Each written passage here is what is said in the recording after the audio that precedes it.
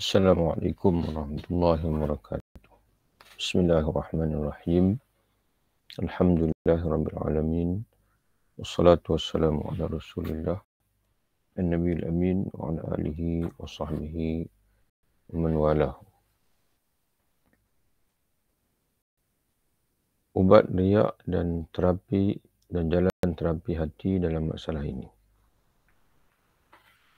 Tuan-tuan dan puan-puan yang dirahmati oleh Allah Subhanahu wa taala, kita telah pun menyelesaikan fasa yang pertama berhubung dengan penyakit riak ini, iaitu pengarang kitab kita menjelaskan kepada kita darjat-darjat riak dan juga rukun-rukun riak. Sekarang ni beliau akan menjelaskan kepada kita pula bagaimana untuk kita mengubati penyakit riak itu. Setelah kita mengesan dalam diri kita ada penyakit riak, maka langkah seterusnya adalah menyucikan, membersihkan hati kita ataupun jiwa kita daripada penyakit yang sangat berbahaya ini. Dari paparan di atas, anda telah mengetahui bahawa riak membatalkan amal, penyebab kemurkaan Allah dan termasuk pembinasa yang terbesar. Menghadapi hal seperti ini, kita harus berusaha keras menyingkirkannya, sekalipun dengan mujahadah dan bersusah payah. Kerana tidak akan ada kesembuhan kecuali dengan meminum ubat yang pahit. Jadi kata dia, kita dah pun menyedari hasil daripada pengajian sebelum ini, pembacaan sebelum ini, betapa bahayanya riak. Berbahayanya. Kerana dia mengundang kemurkaan Allah, membatalkan amal, dan merupakan pembinasa yang paling besar. Jadi untuk kita membuang riak ini, kita perlu berusaha dengan keras. Kerana bahayanya sangat besar. Jadi kena nekatlah, perlu nekat untuk membersihkan jiwa daripada riak ini. Sekalipun terpaksa mujahadah, terpaksa bersusah payah. Sekalipun terpaksa bermujahadah atau bersusah payah, mesti kita lakukan. Kerana semakin parah penyakit, maka ubatnya pun semakin kuat. Mungkin istilah digunakan semakin pahit. Semakin kuat ubat itu. Tapi diperlukan untuk penyembuhan. Mujahadah ini mutlak harus dilakukan oleh semua hamba. Secara umum, mujahadah merupakan suatu yang kewajipan semua hamba Allah. Sebab bayi diciptakan dalam keadaan lemah akal, tidak mampu membedakan. Matanya selalu menatap orang lain dan banyak menginginkan mereka. Lalu melihat sebahagian orang berbuat pamrih kepada orang lain sehingga senang pamrih telah mendominasi dirinya. Dalam bahasa Arabnya dia menyebutkan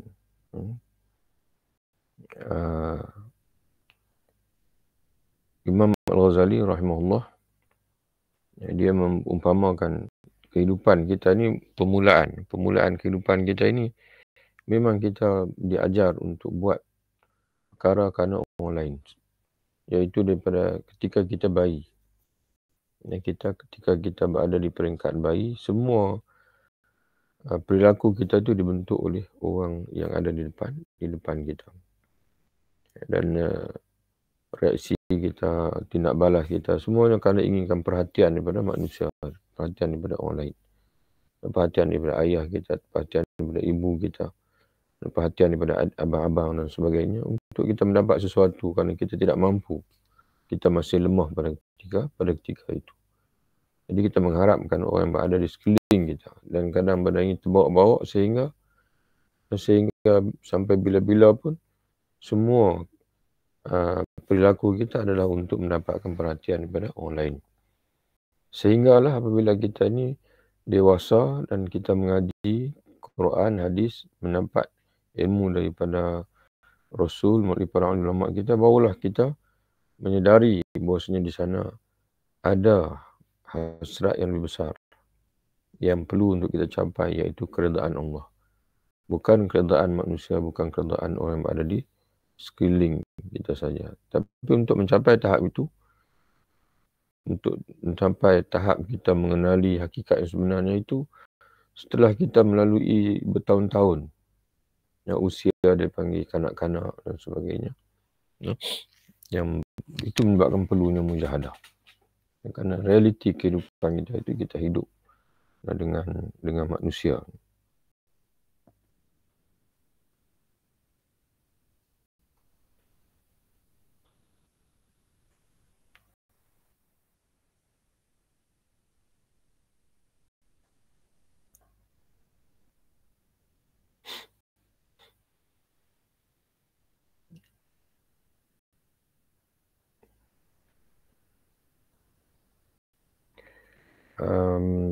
Kataan pemberih ini terjemahan kepada tasannu' ba'dhum li ba'dhin. Fayaghlibu alaihi hubbut tasannu' bil darurah. Tasannu' maknanya dia bayi itu dia melihat manusia ini melakukan sesuatu untuk mendapat dipanggil perhatian orang lain, yang tasannu'.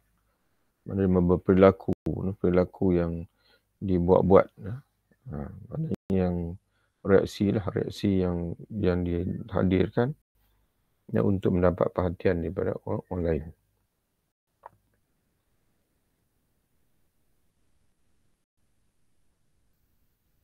Ia bisa merasakan hal itu sebagai pembinasa. Mana melakukan sesuatu untuk mendapatkan semata-mata untuk mendapatkan perhatian orang lain itu, seorang bayi itu bisa merasakan hal itu binasa hanyalah setelah akal yang sempurna dan setelah penyakit riak telah tertanam di dalam hatinya, sehingga ia tidak mampu membersihkannya kecuali dengan mujahadah dan perjuangan yang keras melawan berbagai syahwat. Jadi dia hanya menyedari bahawasanya tak boleh kita hidup dengan semata-mata untuk mendapat pujian, sanjungan, perhatian daripada orang lain, sebagaimana tabiat kita di usia kanak-kanak itu. Tapi kesedaran itu bila dia dah berakal, dah balik, dan setelah bertahun-tahun penyakit riak itu, penyakit inginkan perhatian itu tertanam dalam dirinya, maka dia tidak akan mampu untuk membersihkannya melainkan dengan mujahadah dan perjuangan yang keras untuk melawan berbagai syahwat. Tidak seorang pun yang tidak memerlukan mujahadah ini, tetapi sangat berat pada awalnya dan akan terasa ringan di akhirnya. Jadi tak apa kata Imam tadi, mujahadah, kerana kita hanya akan rasa berat itu di awal saja, nanti natijah akhirnya itu akan ringan dan akhirnya kita perasaan ikhlas itu akan sebati, ikhlas lillahi ta'ala itu akan sebati, dan dia akan menjadi sebagaimana Nabi SAW menyebutkan, inna rajulu, seseorang lelaki itu dia melatih dirinya untuk bercakap benar, sehingga Allah menulisnya di sisinya sebagai siddiqan, orang yang benar. Pada peringkat awal itu dia terpaksa dulu. Setiap kali nak bercakap dia akan mujahadah, mesti bercakap benar. Sehingga Allah menulisnya di sisinya sebagai orang yang pembenar, sentiasa benar. Maka bila ketika itu dia tak erti lagi nak bercakap bohong. Dia akan berlaku sendiri, dipanggil, dengan secara dipanggil natural. Dia akan jadi orang yang sentiasa bercakap benarlah. Jadi ikhlas pun begitu juga. Walaupun peringkat awal kata Imam Ghazali, tidak ada seorang pun tidak memerlukan mujahadain, tapi sangat berat. Mujahadah sangat berat pada awalnya, namun akan terasa ringan di akhirnya. Dalam mengobatinya, terdapat beberapa maqam. Yang terdapat 2 maqam. Dalam mengobati riak ini, ada 2 maqam. 2 benda yang kita, 2 proses yang mesti kita lalui. Maqam yang pertama, proses yang pertama iaitu mencabut akar-akar yang menjadi tempat tumbuhnya ranting-rantingnya, yakni ranting-ranting riak. Itu peringkat yang pertama, nak kena cabut akar riak itu dalam jiwa. Dan yang kedua adalah menolak apa yang terlintas darinya secara langsung. Maknanya menghadapi riak apabila dia datang, ya, mana secara umpamanya apa, yang muncul, ya, dalam bahasa Arabnya dia kata daf'u ma yakhturu minhu fil hal. Ya, maknanya menghadapi riak yang timbul pada ketika itu juga. Jadi yang pertamanya ialah kita berusaha untuk mencabut akar riak itu sendiri. Ada 3 punca, 3 akar riak nanti. Dia akan cerita dekat kita. Nak cabut 3 ini. Iaitu inginkan pujian orang lain. Ya, itu yang pertama. Yang keduanya, kita nak cabut daripada hati kita itu keinginan kepada pujian orang. Yang kedua, takut celaan orang. Yang kedua, itu semua akar riak. Yang ketiganya adalah tamak kepada apa yang ada pada orang lain. 3 itu kalau kita boleh cabut, maka jiwa kita ni tidak ada dalam jiwa kita ni akar riak. Nanti akan jelas oleh Imam Ghazali. Itu yang pertama. Yang keduanya adalah kita nak jaga diri supaya kita ni boleh menepis. Tiap kali munculnya riak, ya, kita tepis. Karena walaupun akar riak sudah tidak ada, ya, tapi dipanggil bisikan riak itu akan sentiasa muncul. Kita salat lillahi ta'ala, tapi tengah-tengah salat itu, ketika kita rokok atau sujud itu, ada kadang-kadang muncul perasaan. Terutama sekali bila ada orang melihat dan sebagainya, maka timbul perasaan seronok kerana orang tengok kita beribadat. Maka pada ketika itu kita perlu dafa', perlu tepis. Ini 2 maqam. Mencabut akar.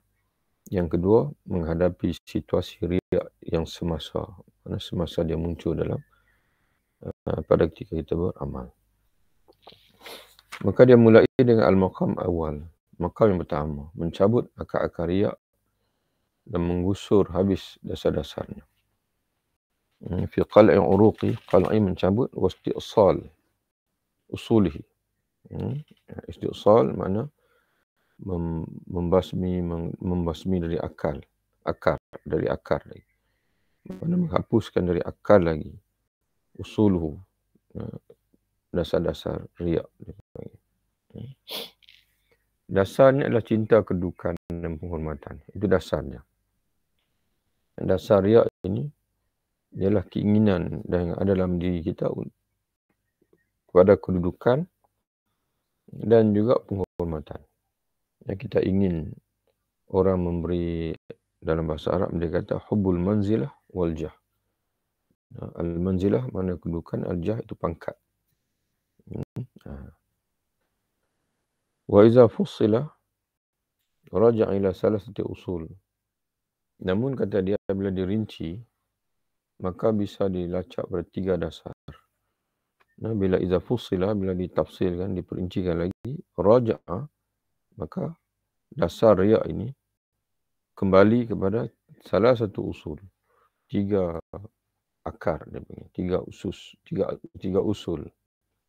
Usul aslun, 3 dia panggil 3 akar lah kita sebut tadi. Ya, 3 asas, ataupun 3 punca, 3 punca. Yang pertama dia kata lazatul mahmadah, ya, kelazatan sanjungan. Lazatu, mana lazatul mahmadah, mana kerana diri jiwa yang kotor ni dia akan berasan lazatnya pujian. Ya. Yang keduanya al-firar min alamil zam, menghindari dari sakitnya celaan.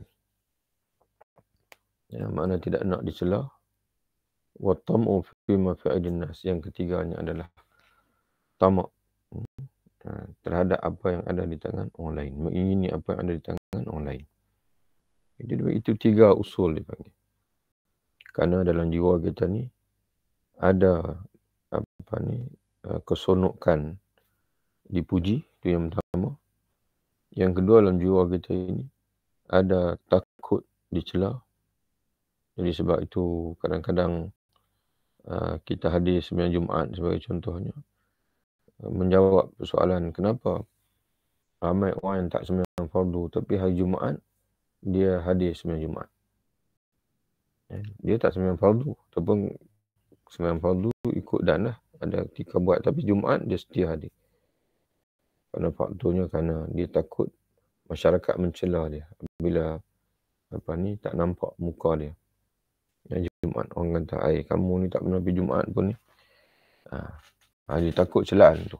Itu juga menjadi faktor kepada riya. Dan yang ketiganya adalah atammu fi mafaidin nas. Ya, dia ingin apa yang ada dalam milik manusia, sebab tu dia membuat sesuatu untuk mendapat perhatian.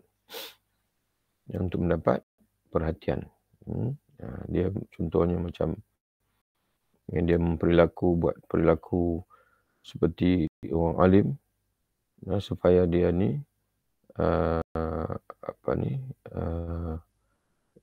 dilihat sebagai orang yang ada ilmu, ditanya soalan dengan maka dia akan dapat pujian daripada orang lain, sanjungan, orang itu alim, orang itu hebat. Dan lebih dahsyat lagi jika sekiranya dia melihat masyarakat ini memuja atau memuji orang alim, dan maka itu menjadi celah untuk dia mendapat wang, yang mendapat cangguh hati dan sebagainya. Wal'ayazubillah. Kemudian bukti bahawa ketiga hal ini merupakan sebab timbulnya riya dan menjadi pendorong untuk orang yang berbuat riya adalah apa yang diriwayatkan oleh Abu Musa al-Asy'ari radhiyallahu anhu, bahawa seorang Arab Badui bertanya Nabi sallallahu alaihi wasallam, dan seraya berkata, "Wahai Rasulullah, orang yang berperang kerana fanatik kesukuan, yakni ia enggan dicela kerana kalah.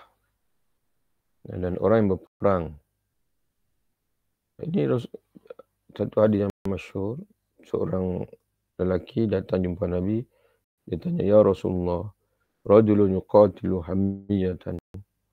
Ada orang, Rasulullah, berperang kerana hamiyatan. Ya, kerana semangat perkauman dia panggil. Mana kaum dia tidak nak kaum itu dilihat sebagai kaum yang tewas, yang mengalah, kaum yang lemah, yang ditindas. Pertama. Yang keduanya, rajulun yuqatilu syuja'an. Orang lelaki, seorang yang berperang kerana dia memang berani untuk menampilkan bahawasanya dia ni seorang yang pemberani. Wa rajulun yuqatilu riya'an. Dan ada seorang lelaki yang berperang kerana riya'an, kerana ingin memperlihatkan, ingin menunjuk-nunjuk kepada orang lain. Ayyuhum fi sabilillah. Mana satu daripada mereka ini yang berada di jalan Allah. Ya, jadi Imam Ghazali menyatakan bahawa cuba perhatikan 3 faktor ni manusia berperang ni. Yang pertama, kerana seorang lelaki itu bertanya, berperang kerana fanatik. Ini terjemahan pada hamiyatan, fanatik kesukuan. Iaitu kerana dia enggan dilihat, enggan dicela kerana kalah. Dan orang yang berperang agar diketahui kedudukannya. yakni mencari kelezatan, kedudukan dan penghargaan di hati orang lain. Dan orang yang berperang kerana popularitas, ya. Dia perang kerana ingin popular. Yang tadi ingin agar diketahui kedudukannya sebagai seorang yang hebat, ya, seorang panglima, seorang pemberani, ya. Yakni sanjungan dengan lisan. Lalu Nabi SAW menjawab, barang siapa yang berperang agar kalimah Allah senantiasa tetap tinggi, maka itulah sahaja yang berada jalan Allah. Ya, itulah sahaja.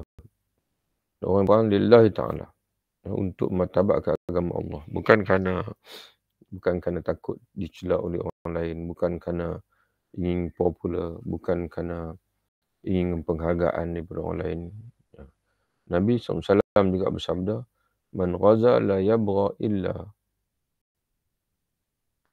iqalan falahu ma nawa. Man ghaza la yabghi illa iqalan falahu ma nawa.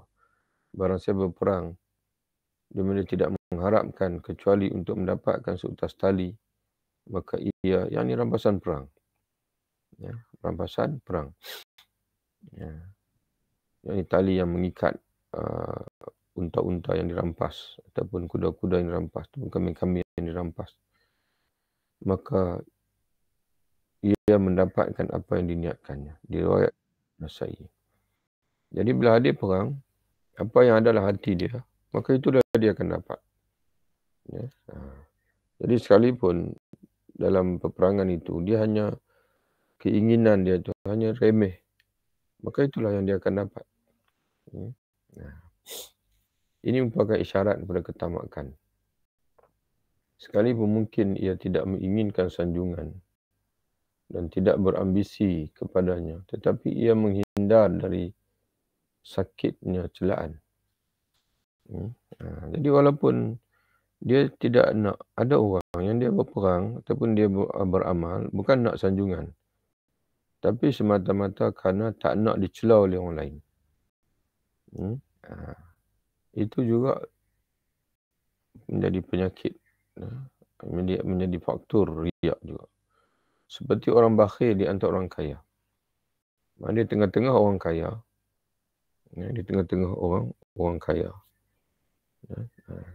Seperti orang bakhil di antara orang kaya. Mereka bersedekah dengan harta yang banyak. Tetapi dia bersedekah dengan harta yang sedikit agar tidak dikatakan bakhil. Dia pada hakikatnya dia tidaklah kaya. Tak mampu nak bersedekah pun. Tapi di tengah-tengah orang lain yang bersedekah, lalu dia merasakan bahawa kalau dia tidak memberi langsung, nanti orang akan kata dia bakhil. Maka dia memberi untuk mengelak orang bercakap dia bakhil. Jadi sebab itu, riak dalam bab sedekah ni boleh berlaku. Bila orang tu bersedekah supaya dia dilihat sebagai pemurah. Itu orang yang riak kerana inginkan sanjungan. Tapi dia ada juga, boleh berlaku juga, dia bersedekah bukan kerana ingin nak sanjungan, bukan ingin supaya orang kata dia pemurah kerana dia tahu sebenarnya dia tak ada duit, tapi dia bersedekah supaya orang tidak kata dia bakhil. Itu juga riak, kata Imam Ghazali. Sekalipun ia seperti orang bakhil di antara orang kaya, mereka bersedekah. Jadi orang kaya bersedekah, mana orang kaya yang tidak ikhlas ni, dia bersedekah untuk dikatakan sebagai pemurah, dermawan. Tapi dia orang miskin ni, di tengah orang kaya ni, dia bersedekah. Mana kalau dia ada sifat, kalau dia tidak menjaga diri berriak, maka dia bersedekah supaya orang tidak mencela dia sebagai bakhil. Sekalipun ia tidak mengharapkan pujian, kerana orang lain telah mendahuluinya. Mana orang lain telah mendahuluinya dengan mendapat title pujian, iaitu dermawan. Atau seperti orang pengecut di antara pemberani. Ia tidak lari dari medan perang kerana takut dicela. Dan ia tidak mengharapkan pujian. Sementara orang lain telah menyerang barisan pertempuran. seperti orang pengecut di antara para pemberani. Ia tidak lari dari medan perang. Mana dia kekal dalam medan perang. Bukan kerana dia berani, tapi kerana takut dicela. Sebagai orang yang dia tidak nak orang kata dia ni sebagai pengecut. Tapi pada ikatnya dia pengecut. Bukan dia berada di medan perang untuk syahid. Dan dia pun tidak nak title sebagai pemberani itu. Tapi semata-mata dia stay di situ supaya orang tidak mencemuh dia dengan mentohmah dia sebagai orang yang lari daripada medan perang. Sekalipun ia tidak mengharapkan pujian kerana orang lain telah mendahuluinya. Mana orang lain telah mendapat pujian sebagai panglima, pemberani, pahlawan dan sebagainya. Dan dia rasa dia tidak mampu untuk dapat title itu. Tapi pada masa yang sama juga, dia tak nak orang mentohmah dia sebagai orang yang pengecut, sebab itu dia tinggal juga di situ. Jadi ala kulli hal, dan semua keadaan, sama ada kita ini kuat, sama ada kita ini lemah, maka kita perlu untuk melakukannya lillahi ta'ala. Kalau kita perlu buat kerana Allah. Kalau kita perlu tinggal pun lillahi ta'ala juga. Kerana Allah Subhanahu wa ta'ala.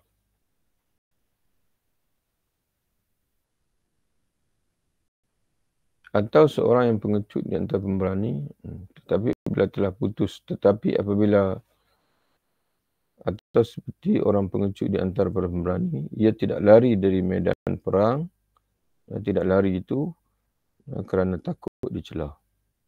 Dan ia tidak mengharapkan pujian. Sementara orang lain telah menyerang barisan pertempuran. Sementara orang lain telah pun mendahuluinya dalam meluru di medan pertempuran. Tapi bila telah putus asa di sanjungan, ia tidak menyukai celaan. Tetapi apabila telah putus asa dari sanjungan, maknanya walaupun dia putus asa daripada sanjungan, memang dia tahu dia tidak akan disanjung, namun dia tidak menyukai celaan. Maknanya sekurang-kurangnya orang tidak mencela dia. Jadi ala kulli hal, mana dia buat semua untuk orang. Tak dapat disanjungan, tak apalah, sekurang-kurangnya mereka tidak cela saya. Tapi orang yang ikhlas, dia tidak nampak orang. Yang dia nampak adalah Allah Ta'ala. Atau seperti orang yang berada di antara orang yang salat malam. Lalu ia salat beberapa rakaat agar tidak dicela kerana malas. Sekalipun ia tidak mengharapkan sanjungan. Mana dia sembahyang juga 2 rakaat. Untuk mengelak daripada orang menyatakan mencela dia sebagai malas. Kamu ni saya tengok tak pernah langsung buat sunat qabliyah dan ba'diyah. Jadi dia buatlah juga. Supaya orang tengok dan orang tidak cela dia. Dalam satu situasi lagi, ada orang yang buat banyak supaya dilihat oleh orang, oh dia tu rajin sembahyang. Dia ni memang tak pernah tinggal qabliyah ba'diyah. Dia bagi orang yang melakukan banyak di depan orang lain untuk disanjung. Ada pula orang yang dia kadang-kadang dia buat juga, bagi ada juga sembahyang sunat. Untuk apa? Supaya orang tidak mencela dia sebagai orang yang malas.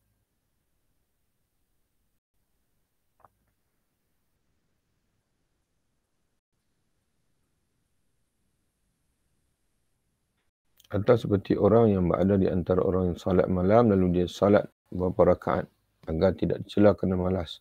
Sekalipun dia tidak mengharapkan sanjungan, iaitu dengan melakukan rakaat yang banyak. Dia tak nak yang itu, dia tak nak orang sanjung dia sebagai banyak sembahyang malam. Cukup dengan orang tidak mencelanya sebagai orang yang malas. Mungkin orang mampu bersabar dari kelazatan sanjungan, tetapi ia tidak dapat bersabar terhadap sakitnya celaan. Oleh sebab itu, mungkin ia tidak mahu bertanya tentang ilmu yang diperlukan diperlukannya kerana takut dicela bodoh. Mana dia ada satu soalan, ini memang berlaku dalam hidup kita. Memang dia jahil, dia hadir kuliah, ustaz cerita, ada bahagian dia tak faham. Tapi bila ustaz buka soalan, soal jawab, dalam kepalanya dia bermain ni, tak faham. Tapi dia malu nak tanya. Sebab apa? Sebab dia takut nanti orang kata Allah, yang tu pun tak tahu. Yang tu pun tak faham, apalah lemah sangat akal. Dia takut yang tu. Bimbang celaan orang.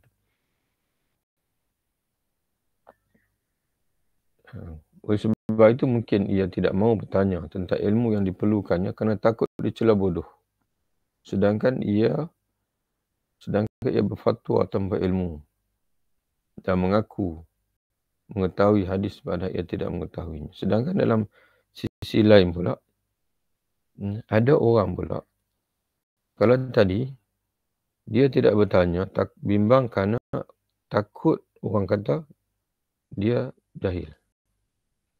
Takut orang kata, apalah, yang tu pun tak tahu, maka dia tak tanya. Itu pun sebagai riak. Dalam sisi lain pula, ada orang, dia jahil tapi dia berfatwa. Yang ni untuk dia dilihat sebagai orang alim. Orang serba-serbi tahu. Itu pun riak juga. Padahal ia tidak mengetahuinya. Sedangkan dalam sisi lain pula, ada orang berfatwa tanpa ilmu dan mengakui hadis, mengetahui hadis, padahal ia tidak mengetahuinya pun. Semua itu demi menghindari celaan. Ketika hal itu, ini kadang-kadang berlaku pada ustaz. Dia tak tahu. Orang tanya soalan, dia sebenarnya tak pasti. Tapi dia jawab juga. Kerana dia bimbang, takut apalah. Macam mana ustaz. Macam mana kata ulama'. Tapi tanya tak ada jawab. Itu pun dia takut dicela orang cela begitu. Semua itu demi menghindari celaan. Ketiga hal inilah yang menggerakkan orang yang riak kepada riak. Inilah yang mencetuskan seseorang untuk riak. Kerana inginkan, dia panggil kerana seronok dengan pujian, itu yang pertama. Yang kedua, kerana takut dicela. Yang ketiganya, kerana menginginkan sesuatu daripada orang lain. InsyaAllah kita sambung lagi dalam bacaan yang akan datang. Wabillahi taufiq. Assalamualaikum warahmatullahi wabarakatuh.